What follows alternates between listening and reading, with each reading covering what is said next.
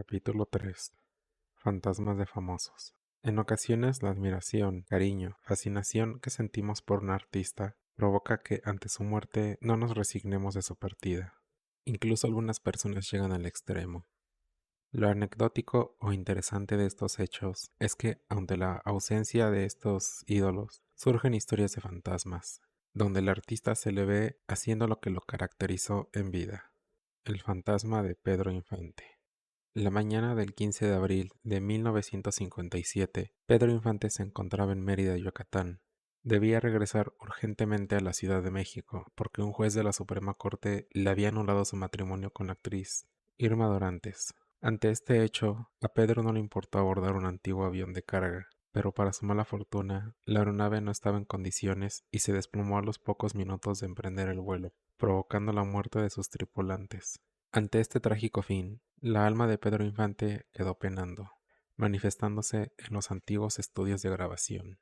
El locutor de radio, Arturo Cortés, quien dirige La Hora de Pedro Infante, ha sido testigo de algunas manifestaciones paranormales relacionadas con el actor y cantante. El locutor ha dicho que en la cabina de radio, cuando termina el programa de Pedro Infante e inicia otro, al entrar la primera canción se corta o se baja el botón de la consola.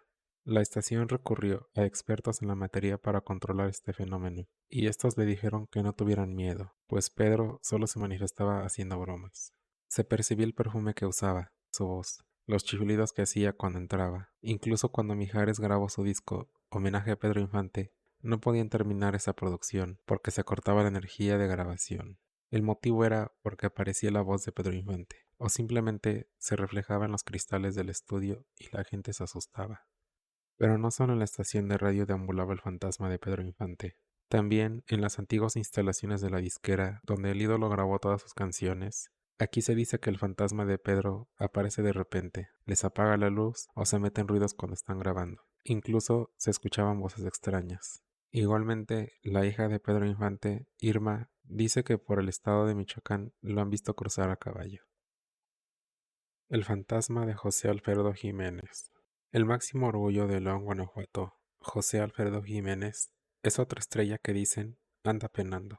Cuando murió el compositor de La vida no vale nada, apenas tenía 42 años de edad. Muy joven para un compositor de su talla. Las que han visto su fantasma han sido las empleadas domésticas.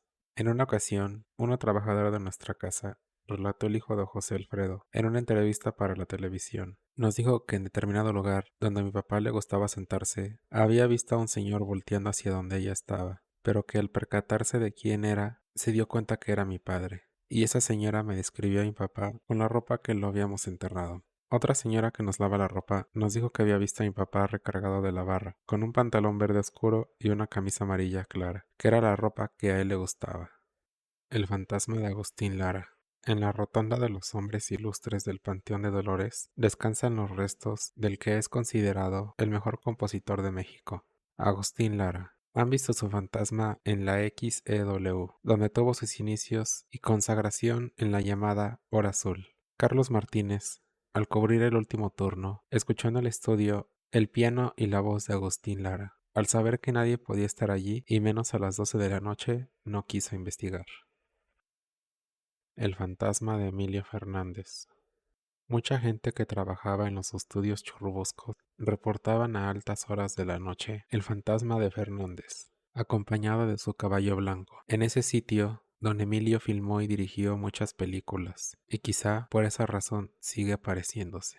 El fantasma de Chava Flores. María Eugenia, la hija del llamado cronista musical de la Ciudad de México, afirma que mientras dormía sintió el peso de su papá sobre ella, despertándola completamente. Aún no salía de su asombro cuando su padre le dijo que cuidara a sus hermanos, Chava y Enrique. Al sentarse en la cama, Eugenia vio cómo su padre salía de la recámara, descartando la posibilidad de un macabro sueño. Incluso en Morelia, Michoacán, donde Chava Flores pasaba largas temporadas, alguno de sus familiares lo ha visto.